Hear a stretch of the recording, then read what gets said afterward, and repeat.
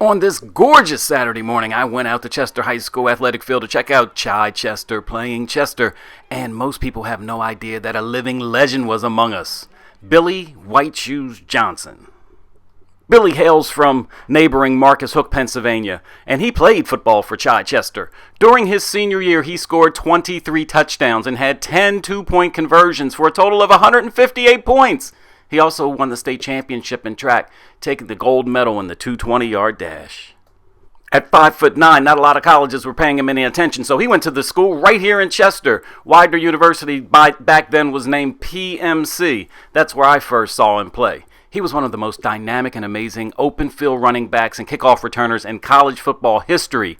During his time at Widener, he shattered no less than 9 all-time NCAA marks and 12 Mid-Atlantic Conference records. He scored 62 touchdowns, rushed for 3,700 yards, and accounted for 5,400 all-purpose yards over his career from 1971 to 1973.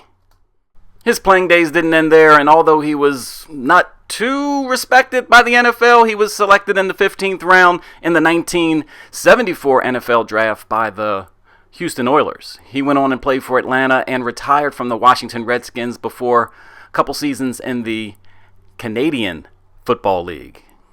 What he did in the NFL is absolutely legendary. He's a 3-time Pro Bowl selection, and he's considered the greatest punt returner ever in NFL history. In 1975, he was named the MVP of the Pro Bowl after totaling 263 yards while touching the ball just 7 times. In 1994, the NFL named its all-time team, and Billy White Shoes Johnson, along with the likes of Joe Montana, Jim Brown, Deacon Jones, Dick Butkus, and Lawrence Taylor, our Billy White Shoes Johnson was selected as the punt returner on that team. Billy White Shoes Johnson goes down in history as wearing white shoes in the NFL, the first to ever do that.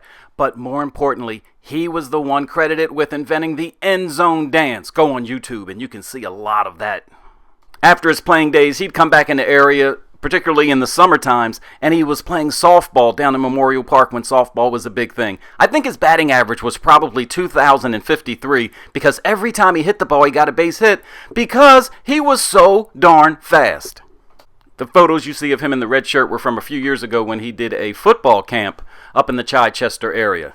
Billy is always giving back, and when I saw him at the A field today, I grabbed his hand. We do have a little family connection. I asked him for a couple seconds of his time, and here's what he has to say. Billy White Shoes Johnson, one of the baddest dudes that ever played football on every level. He's here at the Chichester game, the Chichester versus Chester game here at Chester High School. Billy, just say something to the crowd. Well, I'm just glad to be here, and I think it's going to be repeated. Chichester has finally made up their minds to go ahead and beat Chichester High. So I'm glad that I got to see the first half, so the second half should be a blowout. All right, well, I'll keep you posted. Thanks so much for... Please do. All right, man. Take care now. Yep, that's him, y'all, the great Billy White Shoes Johnson. And the second half wasn't a blowout, but darn it, Chichester won by 1 point.